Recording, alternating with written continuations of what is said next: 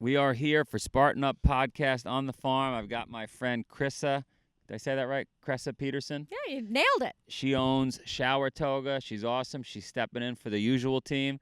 And we are talking about a guy named Nir Eyal. He drove all the way to West Point. I interviewed this guy. He's basically an expert, Stanford professor, that wrote a book on how companies can create habit-forming products. And then this book is like the antidote. This book is Indistractable, and it's going to help us not get distracted by our devices and stay focused on the things that matter and get stuff done like you do. Yeah. Right? We all have this problem. We're all getting distracted with electronics, and there's shit going on in our brain we don't even know that's happening. You listen to this interview. Stay tuned for the end when we wrap it up and talk about and really hit some of those points, and you are going to be less distracted, I promise.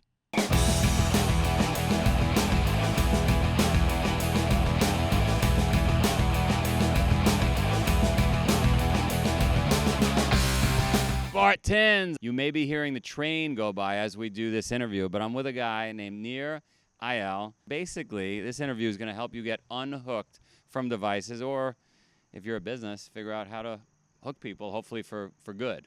Or how to stop getting distracted, right, from anything. I mean, this is actually a really important point because we should define what distraction is. There's this model in the book I think is really important to define that, the opposite of distraction is not focus. The opposite of distraction is traction. Now, both words come from the same Latin root, trahare, which means to pull, and both words, traction and distraction, end in the same 5 letters, action. Reminding us this isn't stuff that happens to us, it's actions that we take. So traction is any action that pulls you towards what you want in life, and distraction, the opposite, is anything that pulls you away.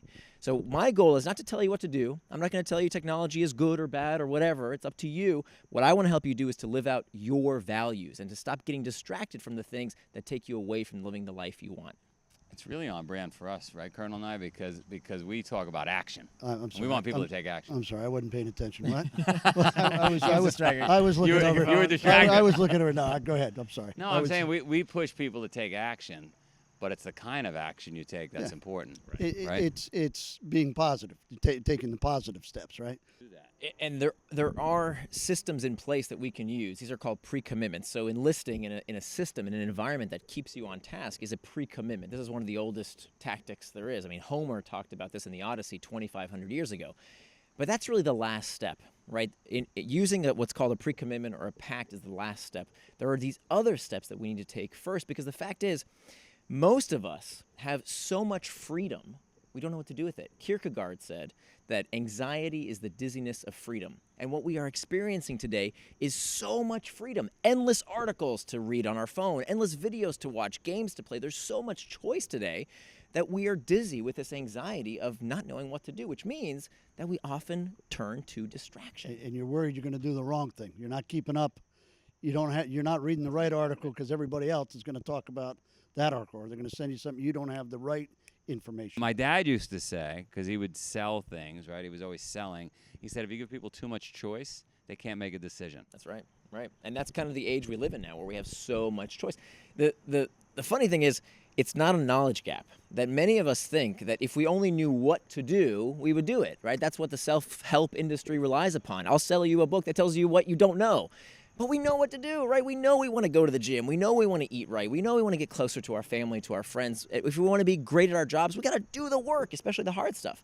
The question isn't that we don't know what to do. It's why don't we do the things we know we should do?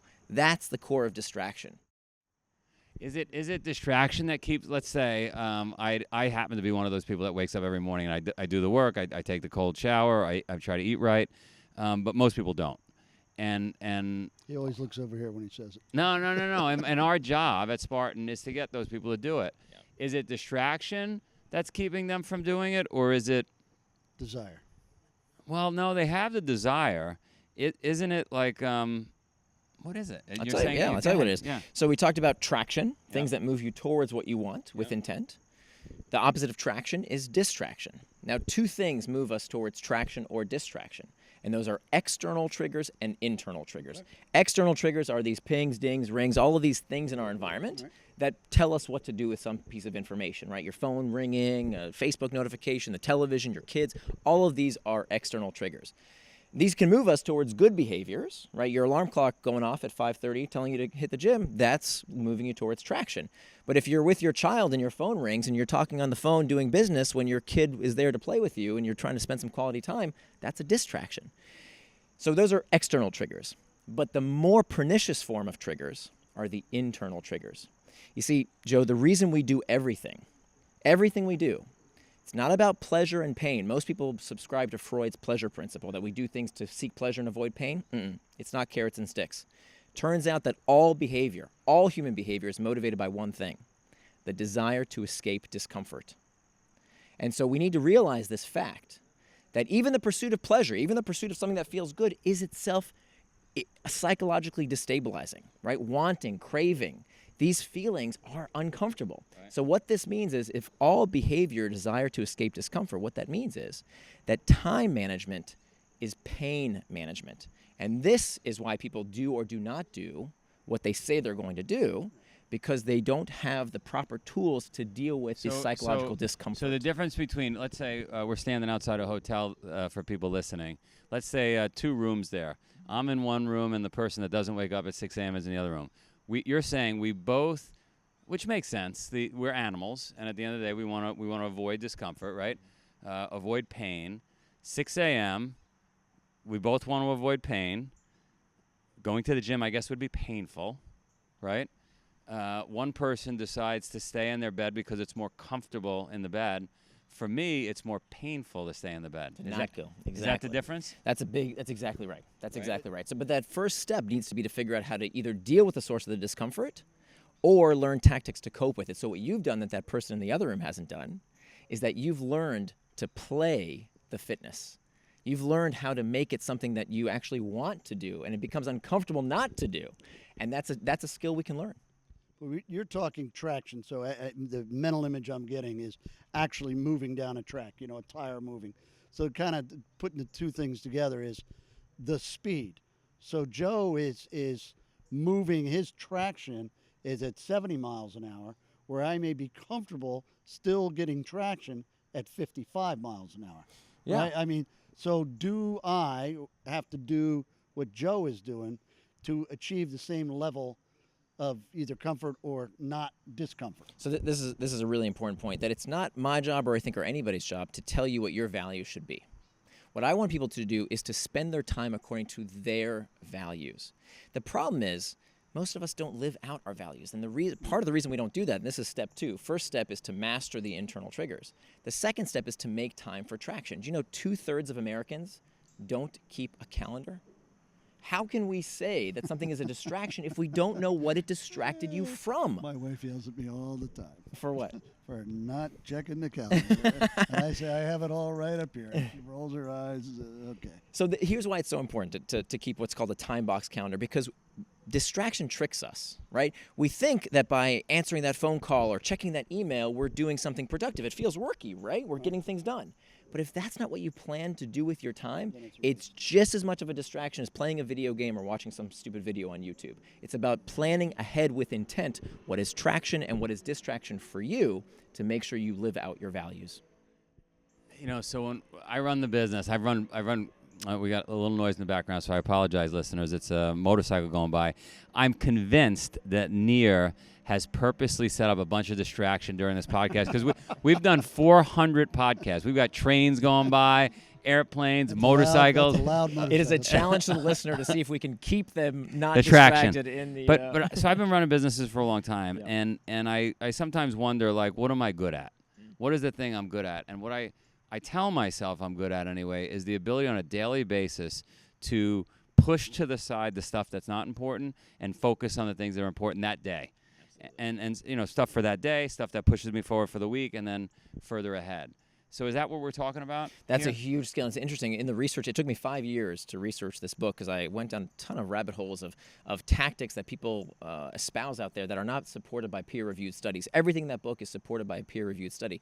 And one of the things I noticed among nearly 100% of C-level executives, every single one of them keeps a time box calendar. There are some exceptions, of course, but for the interviews I did for the book, without fail, they knew by the minute what they wanted to do with their time. And that's a very, very important technique, not only in the domains of work, but also in our personal life. Do you have time on your calendar? Can I see your values that you want to be physically fit? That's one of your values. Values are defined as traits of the person you want to become. Sure. So is that time in your schedule? Is there time on your schedule for your friends, for your family, for your domestic responsibilities? And then, of course, the tasks at work.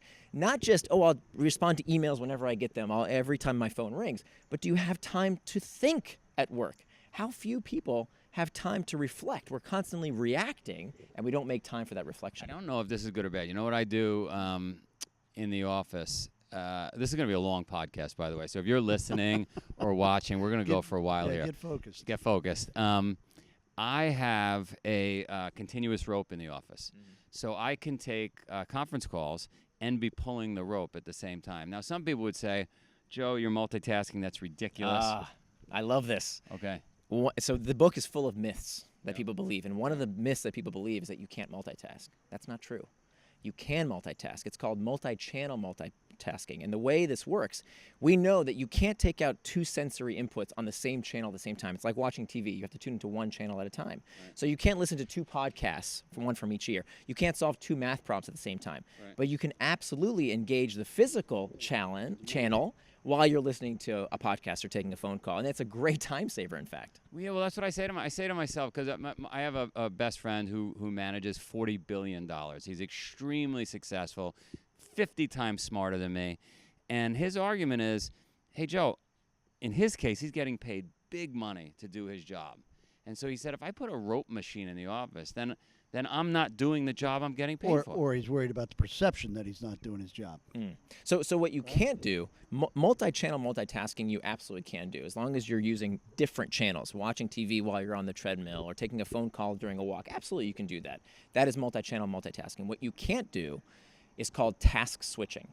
So this is when we go from 3 seconds of email to 3 seconds of a conversation to 3 seconds of a Slack channel. That we know degrades our performance, and we make more mistakes when we do that. Yeah, because I say to myself, and for those listening, I say the most important thing, and tell me if you disagree, the most important thing is for us to be healthy. The mind lives inside this body. It's got to be sweating and breathing. Like I can't even believe there's breathing apps out there. Like, who the fuck didn't know it was important to breathe? I'm sorry about that. Like, are you kidding me? Right? So anyway, I'm probably going to perform better if I'm standing at my desk, if I'm moving a little bit. Yeah. How could we be expected to do great things sitting for 8 hours? Like, how does that work? You're absolutely right, and that's why I think we need to turn these values into time. I'm not saying everybody needs to have the same values, but if your values is to be the kind of person who is physically fit, but is that a value, or that's like a public mandate? Well, to each his own. I'm not gonna. I agree with you. I happen to agree with you. Not in a free society.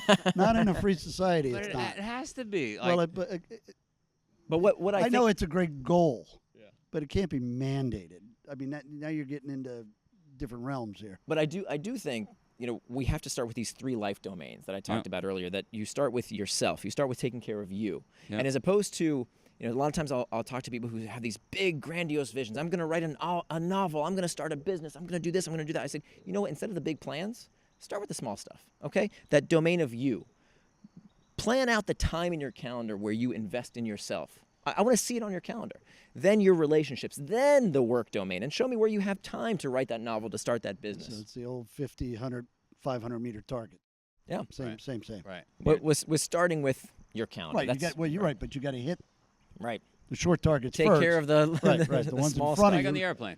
Right? Take the oxygen before you help somebody else. Yeah. So that we talked about step 1 is to master internal triggers. Step 2 is to make time for traction. Step 3 is to hack back the external triggers. We know that these products, the habit forming products that I wrote about in my first book, they are designed to hack your attention, right? We all know that Facebook's business model, Instagram's business model, the news' business model, all of these companies hack your attention. That's what they're in business to do. But that doesn't mean we can't hack back. We're not helpless. And so there are these different environments that we can change so that we're not constantly bombarded by all these external triggers. It turns out that 2/3 of people with a smartphone never change their notification settings. Okay, did you hear that? 2/3 of people never take 10 minutes to change the notification setting, and yet we complain we're so distracted, we can't get anything done. Well, did you adjust the settings to use your phone properly? But that's only one of 8 settings. When we think about how we're bombarded. I'm one of those idiots. I don't even know what a notification setting is. We'll talk afterwards. Read the book. You get like a ding or something, right? Yeah. Okay, so it's notified you. It'll take you all of maybe an hour to have a completely indistractable phone. And you'll save countless hours of distraction because of it. So it doesn't make noise, is what you're saying. Well, so that we only allow us to use these tools on our schedule, not on somebody else's schedule. There's nothing wrong with it. So I have time in my schedule for social media. It's in my calendar. So I've turned something that used to be a distraction that I used to use when I was with my daughter, when I was in a business meeting. Now I turned it from distraction into traction because I planned when I want to use it. And I'm not constantly getting distracted by my phone with all these pings and dings. I mean, for you, this has got to be old school in the military. I mean, you guys have everything measured to the minute. I think maybe in theory, we're talking about practice here. So. And what happens after you get out of the military when you have those rules? You would like to think, again, in an organization with good leadership, that these happen. Even in the military, not every organization has those leadership principles, right? Things fall apart. That's only one of the 8 environments I talk about in the book. In my research, I found that one of the most common sources of distraction is other people. This open floor plan office that so many people work in today. Well, and I always wondered about the open door policy. My door is always open. Yeah. And then I've seen many leaders, which my door is shut from 8 to 10. Do not come in. I'm doing my stuff. Whatever. I go back. This is going down an interesting road for me because we have an open floor plan now. We have 3 floors now in Boston where we did stand-up desks. We opened it up. Maybe selfishly we could fit more desks that way. I came from a trading floor in New York. It was open. Communication was easy. I'm working for the first time out of this office. I just spent 3 years overseas. And I just said to my board, I said, I can't get anything done. I just want to work. You're holding the right book. So let me show you something. Yeah. So let me tell you a quick story here. I came around this amazing story of this group of nurses at UCSF that did a study on why so many Americans every year die from prescription mistakes. Thousands of Americans die every year From a mistake. from totally preventable human error. Wow. And what they found was that the average nurse gets interrupted 10 times during their dosage rounds. So they're giving out medication, and they make these mistakes because they're constantly interrupted from their colleagues. And the interesting thing is they don't even realize they're making the mistakes until it's too late. And that's exactly what happens to knowledge workers. We think we're doing fine, but we don't realize how much better our output could be if we did it in focused sprints as opposed to constantly being distracted. So we have that same problem in open floor plan offices. And so let me tell you what the nurses did. There's a study done at UCSF, and they found a way to reduce prescription mistakes by 88%. And the solution was plastic vests.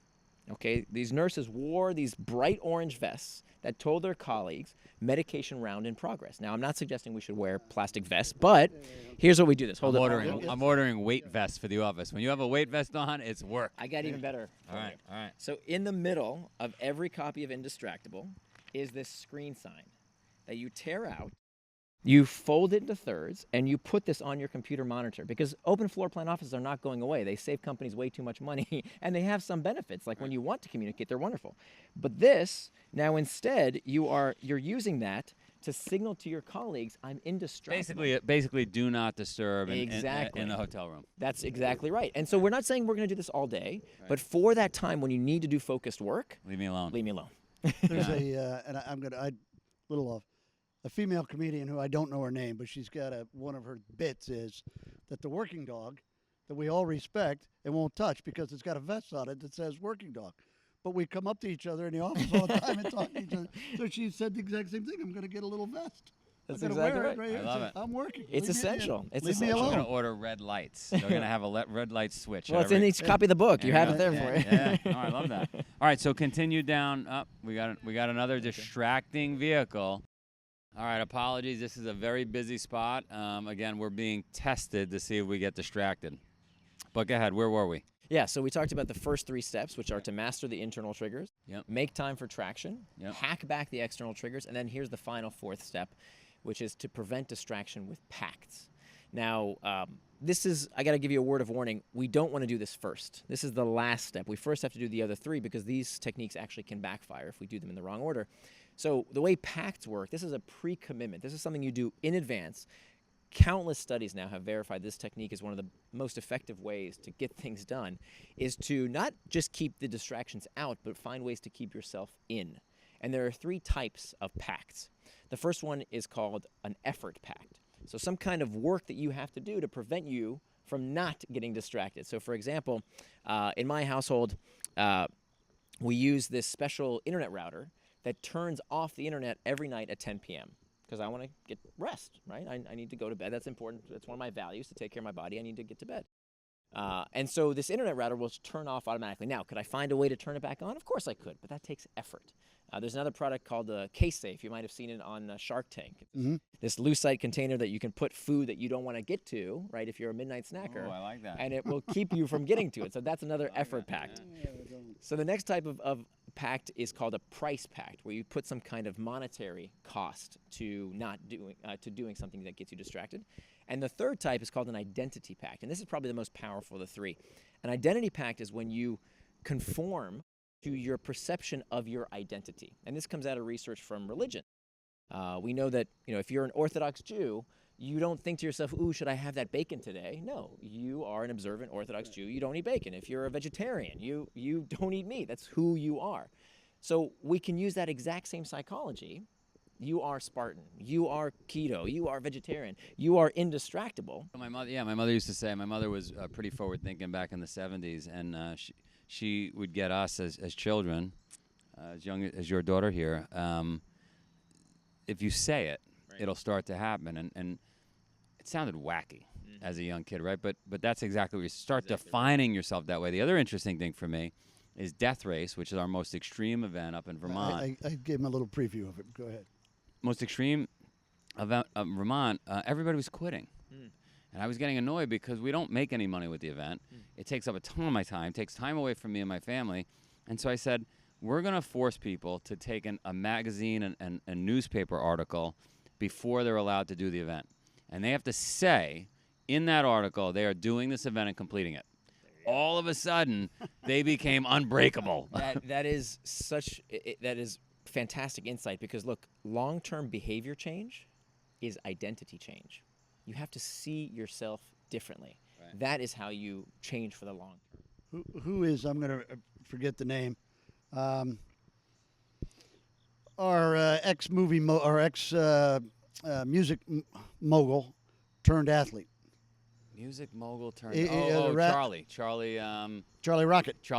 Charlie Rocket. So here's a guy who was in the music business, had rappers and everything else, was 300 pounds or so and everything. But very successful in music. A successful guy, and then one day said, "I want to be an athlete." Yeah. And so all of a sudden he's dropping all this weight, dresses different, right? He's got with Nike making him special shoes, and he wears a suit that basically says, I'm an athlete or whatever. So he starts to believe it. Yep. So he starts to become it. Yeah. And people are watching him go through the transformation. And so in addition to confirming that identity to yourself and calling yourself a different moniker, and so I want people to call themselves Indistractable. That's the new moniker. One of the other great things you can do is to preach to others. So you notice how every major religion has proselytizing? Right. Part of that is to find new adherents, but a big part of it is to confirm your own identity. I'm not going to get distracted by this four-wheel drive vehicle about to run us over. How far down are they coming? This was like playing ball in the streets growing up. So preaching to others, it turns out, when you tell other people. Well, that's just reinforcing everything you're saying. Your own identity. So part of it is, of course, that you want to help other people. But it turns out, even if you're not perfect, like a lot of people think, well, I can't tell people about living a healthier lifestyle because I'm not exactly perfect. The more you tell others about your identity, the more you are confirming your identity, the more likely you are to follow through. I like that a lot. So our mission is to change 100 million lives, right? And it's hard to get people to come out and do these events. Just recently, actually all the time, I'll say, give a bunch of races away to college kids if they don't have the money. If the veterans don't have it, I want to support them. And my team is like, well, we have to be profitable. We have to survive financially, right? We can't do that. in fact, when I do it, very few people take you us up on it. They don't even free. They can't you know what I mean? It's a special mindset to come out and actually go into pain. Yeah. So that second pact we didn't talk about very much, of a price pact. Turns out that having a bit of a cost associated with doing something or not doing something is highly effective. So there was a study that found that the most effective smoking cessation effort ever was to ask people to put a little bit of money in, a bet with themselves. They did one group. The control group said, we'll give you $800 if you don't smoke for 6 months. Right? That was group A.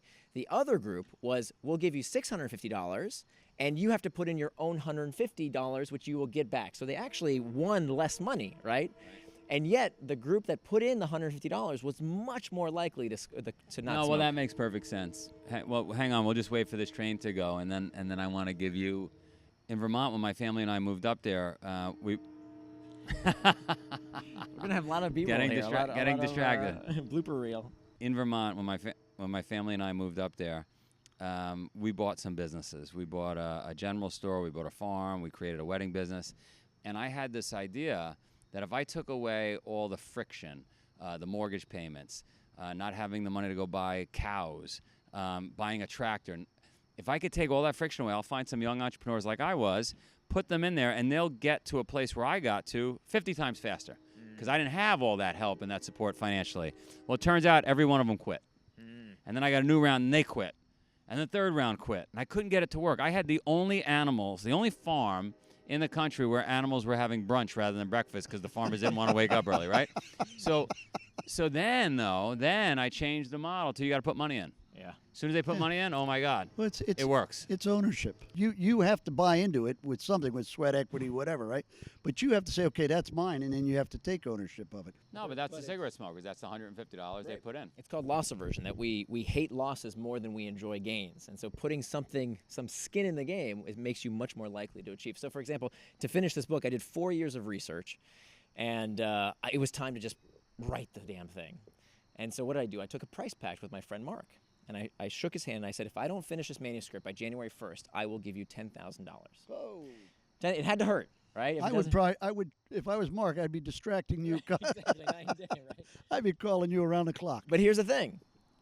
I got my book done, and I kept my $10,000, of course. I'm loving this. I've been having fights again with my own organizations and the board, in that, how could we expect our staff? We have 500 people now around the country. Now it's 45 countries. Mm-hmm. How could we expect our staff to get the things done in a timely manner, hit our date targets, if we're not holding them accountable and riding them? And that sounds terrible, right? Because the response I get from the professionals is, Joe, they're really busy. We got too much on their plate. Yeah. And I said, it's not that. It's never that. Because I'm very busy too. You're very busy, right? And you get it done. You were busy and you knocked out your book on time, right? Because there was something at stake. Mm-hmm. And so what I think it is you gotta have some pain. Otherwise, why would you do it, right? Like, so what I say to the team is, you go to college. Why are there professors? Why are there due dates for, like, if everybody could just do it on their own, if they weren't busy, it would just get done. You'd get ready for right? But it doesn't. Well, yeah. So there's a few things. So there's a section in the book that's all about how to build an indistractable workplace. Okay. And we want to make sure that we create a culture where people don't get distracted. Because it turns out, if we go back to where we started, if all behavior is spurred by a desire to escape discomfort, we have to be very careful about what we're spurring exactly. So we know that there are the confluence of two factors that literally drive us crazy at work. It causes anxiety and depression disorder. And those two conditions are high expectations with low control. If you have one or the other, if you have high expectations and high control, you're good. If you have low expectations and low control, that's also fine. But if you have high expectations with low control, now you're in the danger zone. Because what do people do when they don't feel like they can do something, that they have agency? They just send emails. They do group chat channels. They call stupid meetings that need to be held. Why? Because they're desperate for control and agency. And so that is one of these factors that we really have to consider in the workplace. So what do we do about it? It turns out that it's not technology that's the problem. People blame the technology. They say, oh, my phone is constantly distracting me. It's the email, it's the Slack channels. It's not. And here's the evidence. Everybody says, group chat gets a bad name. Slack, this company, the largest group chat company in the world. Everybody told me about how it's super distracting, so I went to see Slack.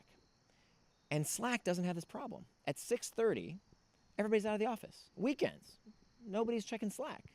And they're a publicly traded, very successful Silicon Valley startup. How can that be? If the technology is so distracting, they should be the most distracted people on earth. And they're not, because of 3 conditions. Number 1, psychological safety. At Slack, you're allowed to raise your hand and say, hey, boss, I have a problem here. Can we talk about it without fear of getting fired? Very, very important. Thing number 2, they have a forum for employees to air concerns. And 3, company management exemplifies what it means to be indistractable. They should, because culture flows downhill. It's like water, right? Path of least resistance. People look to what the boss does, and that sets the tone for everyone else. And then the one last thing I'll say is that what happens in a lot of companies is that management will throw tasks, will throw to-dos at staff. That's output. That's what we expect our employees to do. What we don't do, we don't think about the input. What is a knowledge worker's input? One thing, time, right? The employer gives you money, you give them your time. The problem is we don't do what's called schedule syncing. This is what I talk about in the book around making time for traction. If you can't look at your colleagues' calendars and say, okay, you're full. Like, now I get what you're doing. And this is something that has to be done regularly. I suggest about once a week, but it depends on the organization. That type of check-in takes you 15 minutes. Will change your work life. It is an amazing practice, and it just is about having syncing. colleagues check each other's calendars. So what we want to do is when we have all these to-dos, we say, okay, do this, do this, do this. Okay, boss, where is that exactly going to go on my calendar? Because here's what I planned for the week. Did I value my time? Right. What do you want to move out? Exactly. Do you have the ability to look down to subordinates? I do, calendars? but I don't, and I need to fix that. Are you in Boston ever? I'll be there. All right, we need you in the office. Let's do it. I think it'd be fun. We could film you turning the place around, making us Indistractable before the book actually comes out. And then Could you be got to fun. figure out those people who are just very good at writing. Yes. Take a task and make it 5 subtasks Right. and fill that baby up. So you got to watch that. The only other thing I was thinking as you were talking, drug pushers don't take their own product. First rule, right? Never get high on your own supply. Right. Yeah. So I mean, That's I'm what you're talking thinking about for Slack. right? So Oh, no, but they do use Slack. They use Slack no, like but I'm crazy. saying but they don't let it control it. Well, here's why, right? So in fact, we talked about those 3 conditions, right? Psychological safety, a place to talk about your problems, and the company management exemplifies what it means to be indistractable. So they actually use, it's interesting, they use Slack. So remember how we talked about how you have to have a place for people to air concerns without fear of retribution and getting fired? They use Slack. So they have a Slack channel. It's called Beef Tweets. Okay. And you post in there all the stuff you hate about the company, all the things that should change, and company management will show you that they've heard your requests with emoji, believe it or not. They'll show you eye emojis to say, like, okay, Stuart Butterfield, the CEO, saw your comment and concern. Yeah. Let's dive into a few last things here. I've got 4 kids. Everybody out there listening is interested in themselves, and if their parents, their kids. Should we have our kids on devices? Shouldn't we? Should we make the tweaks? Or tell us. Yeah. Okay. So this is a hard topic to explain concisely because the answer to every complicated question in life is it depends. Yeah. And so what we see today in the media is technology is hijacking your kids' brains. It's, this moral panic. By the way, it's happened every generation, right? For us, it was video games and rap music and heavy metal and comic books and radio. Every generation has this boogeyman that apparently is melting our kids' brains. And today it's social media and video games. And you know what? Most of it is rubbish. It's an excuse. It's not hijacking your kids' brains. Turns out the research shows that nominal amounts of screen time, 2 hours a day of extracurricular screen time, has been shown to have 0 negative effects. Where you start seeing negative effects is, the really excessive use, 5-6 hours a day of extracurricular screen time, which of course you have to ask yourself, 5 or 6 hours of any media is probably correlated with something else going on. But is it harmful, or the fact that it's taking you away from exercising and doing all the other healthy things? Exactly. So instead of being fear-based, we need to be harm-based. To ask ourselves, what's the cost of that screen time? It's not melting your brain. What are you giving up? Exactly, the opportunity cost. So that's where we need to start. And then we need to dive deeper into why our kids overuse. For those kids who do overuse, what's going on? And the problem is actually much, much deeper. And this is why I get so passionate about this. I have an 11-year-old little girl, and I can see that, her friends' parents, love this idea of, well, it's the technology. Yeah, you know, these companies are building these, you know, these tech products that are hijacking our kids' brains, and they just stop there. It's called the proximal cause as opposed to the root cause. The root cause is that our kids are not being nourished with 3 psychological vitamins, right? These psychological nutrients. And this isn't my research. This is 40-year-old research from Deci and Ryan. This is the most widely accepted theory of human motivation. It's called self-determination theory. And it says that just like we have physical macronutrients, fat, carbohydrates, and protein, we have psychological nutrients of competency, autonomy, and relatedness. And it turns out if we think about kids' lives today, particularly in the United States, by the way, this is the only OECD country where suicide rates are increasing. All the other countries that have cell phones and social media, suicide rates are not going up. Why? If it's the technology doing it to us, it should be happening everywhere. It's only happening here. And it's happening because kids are not getting the feeling of competency. It's a fundamental human need. Why? Because what's happened over the past few years is that we have this teaching towards the test. Our kids are constantly tested. Sometimes 4 times a year, kids take these standardized tests, and teachers' salaries are dependent on those tests. And for a large section of the population, kids feel this feeling of, I'm not competent. So where do they get competency? Well, if you play Minecraft, you feel competent, right? If you play a video game. And validation from Exactly. the peers, right? That's exactly right. So You should get on the train. Can you even see us anymore? But by the way, if you're listening to this podcast and not watching, it's getting dark out. That's how awesome this guy is. We're gonna be out here. You said 15 minutes. This is awesome.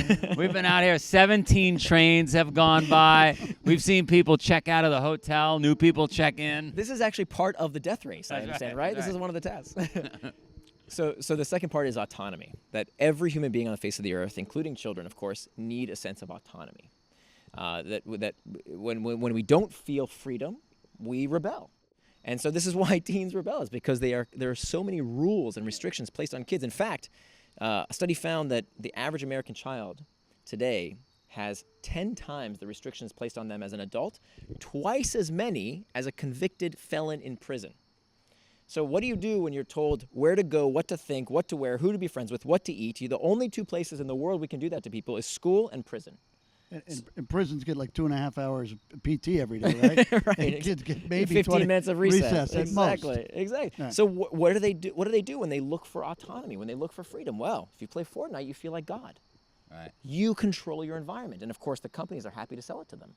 And then finally, relatedness. This 50-year collapse in play.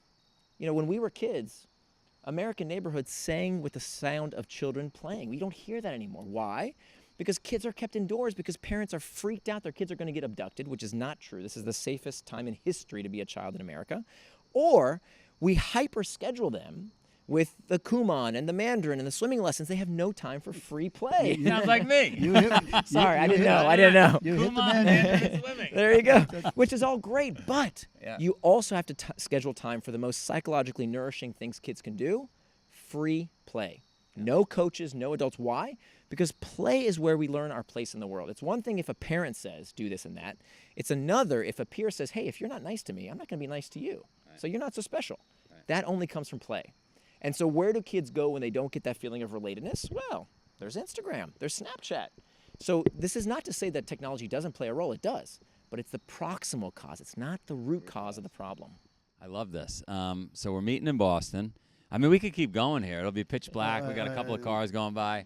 Or why don't we jump on the train, get him to Boston. Get to Boston and pick it up when we get there. One more thing I wanted to add is that if we are going to try and get our kids to change, we have to change. We have to change. We have to stop being hypocrites. You cannot tell your kids, stop playing Fortnite while you're checking email. No, it's funny. They say it to me. They say it to me. You're on it. I know, but I'm doing business. Well, I'm doing business too. Well, that's exactly when you were talking. I was thinking of the same thing. I mean, you can't. There's a disconnection between the child. And you're saying, okay, that the technology is hijacking, but it's also hijacking the adult. Yeah. And the adult is spending as much time or more distracted, right? So there's that connection, that linkage has been cut. Yeah. Or at least frayed. And this can feel bad. Like, by the way, I wrote this book for me. I have very poor self-control. I wrote the book because I needed help. That's what, and I made every mistake with the book with my daughter, with my business that I couldn't focus. And none of this is your fault. None of this is your fault. But you know what? It is your responsibility. Oh, I like that. Because it's not going away. Yeah. We're not going to die. Facebook is not going anywhere, right? Email is not going anywhere. We have to do something about it. We got to do something about it, and we're starting right here next to the train. You're awesome. That was great. Thank you, Joe. Thank you. That was great. You know what I love best about that, Kressa, was he talked about nurses and how there were lots of issues in hospitals where the nurses are doing prescriptions, but they're failing because the prescriptions are the wrong prescriptions and people are dying. Yeah. And then when they study it, they find out that actually the nurses are being interrupted 6, 7, 8, 9 times while they're doing the prescriptions. So they put, I love when he said they put those vests, those orange vests on the nurses, right? Right. And all of a sudden, problem solved. Yeah. Right? Yeah. Just when you were watching, I heard you say you're going to start using on your computer just The tool. the tool, right? Yeah, I mean, a tool that's going to just help guide me and help me not be so kind of like, what was the dog on Up, the Disney movie? Squirrel. Right. I mean, I hear a ding, I hear a tweet, I hear breaks my train of thought. Well, it's like a do not disturb sign at a It hotel is. room, right? Don't Yes. disturb me. I'm trying to Yes. get something big done right now. And it's such a simple solution, but it's epic in proportion. Yeah. Like that's such a simple solution. They usually Guy's are, a right? genius. Yeah, they usually are. Yeah. And I also loved when he talked about kids are finding what they need and they desire in video games. And if we filled those voids outside the video games, maybe they wouldn't need the video games so much, right? They want that connectivity, right? They want agency. They want to be able to get stuff done. And what was the third one? Oh, gosh. Connectivity. Oh, competence. Competence. So if we could make kids feel competent, we the community we used to have when we were growing up, right? Oh, yeah. Right? Your Not now. parents would scream outside the window, "Get inside, it's 9 p.m." Yep. Other neighbors' parents would yell at you. But we'd be connected. Like Absolutely. I'd walk down the street, knock on your door, you come Yep. outside, we walk down, we grab Frank Yep. and then Johnny, and before you know it, there's 25 kids playing outside. Yep. Somebody needs to borrow a cup of sugar. You just go across the street, knock on the door. Now you go across the street, knock on the door, and people go, "You interrupted my Netflix." That's right. Totally different. So I don't know how we fix that, but what I'm seeing just speaking to him is being aware. Just being aware of what he explained is going to change my game. Like I guess we all just want to avoid discomfort, right? So if we're in the middle of doing a podcast like we are right now, and then your mind, if it feels like work, Yeah. which obviously this doesn't, No. then your mind goes, "Oh, I'm hungry," or "Oh, I got to go do this," or "I got to go do Right. right." Your mind is pulling you away from doing the work. Right. Right. Well, and the other thing is everybody nowadays wants instant gratification. So the kids want to feel connected. Well, they can feel connected like that in a video game. So I also feel like patience needs to be taught to our children so that they understand that deep, meaningful connectivity takes time. Yeah. And it takes patience. And you're not going to get it from a video game. And you're not going to get it from having, 2,000 followers on Instagram who, guess what? If they find out you die and you're having a funeral, they do a sad face and they go get a taco. Like they're done. Like that's not connectivity. Sad face and get a taco. I like it. But that's social media. It's not connectivity. We fool ourselves into thinking it is. And that's what I love about, his philosophy and his writings and his teachings and his tools. We want to hear from you. Like what, after watching this, comment so that we can see how other people are tackling these issues. Get off your phone. Yeah, don't get off your phone until the podcast is over. Well, yeah, later.